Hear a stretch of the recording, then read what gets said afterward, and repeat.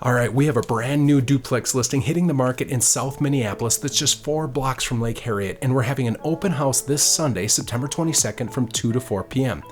We are the Duplex Doctors, and we're the #1 sellers of duplexes and multifamily homes in Minneapolis, and we have this new and exciting duplex hitting the market today.